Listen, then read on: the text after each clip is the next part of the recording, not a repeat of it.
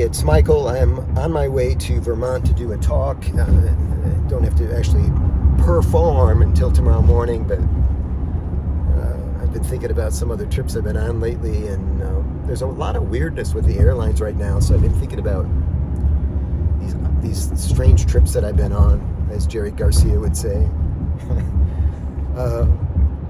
And I'm on my way to the Detroit airport, and I wanted to tell you about something that happened a while back. It's one of my most, I guess at its core, it's a customer service story, because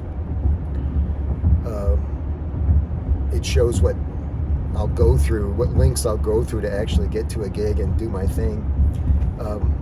I haven't told the story much because I don't want it to seem like I'm bragging, but this actually happened, and looking back on it, I'm kind of proud of it.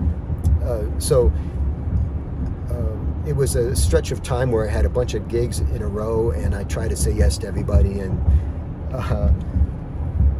so I had this crazy trip where I was coming back to Detroit just so I could get on another flight. So I was coming back on a Friday evening, so I could fly again that night from Detroit being a hub for, say, Delta. And then I would fly to St. Louis the next day that night to be at the gig the next day. So that's how tight the gigs were, is what I'm trying to tell you. So the flight into Detroit on that Friday was delayed. We had all kinds of problems, and I got in so late that I missed my flight. And that flight was the last flight out of Detroit on that Friday night. So now I've got a dilemma, right? I've got to be in St. Louis first thing in the morning. So what I did was, and I almost reflexively did this, because don't forget, I come up in show business, right, where the show must go on, and in playing bass guitar in a pop band with my brothers, you do not call in sick, right? Not only would the band not get paid that day, but I'd hear about that from my brothers the rest of my life. I never wanted to put myself in that situation, so we always went on stage no matter what.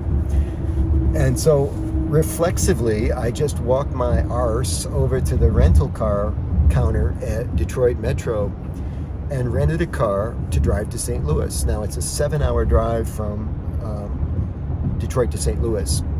And when you count stops and some of the stuff that, I had to eat, stuff like that, I hadn't had dinner yet. I rolled into St. Louis about 6 a.m., having been up all night driving, and checked into the hotel. And of course, my room's available because I was supposed to get there the night before, right? So that they don't know anything. They just know I haven't arrived yet. So I got right into my room.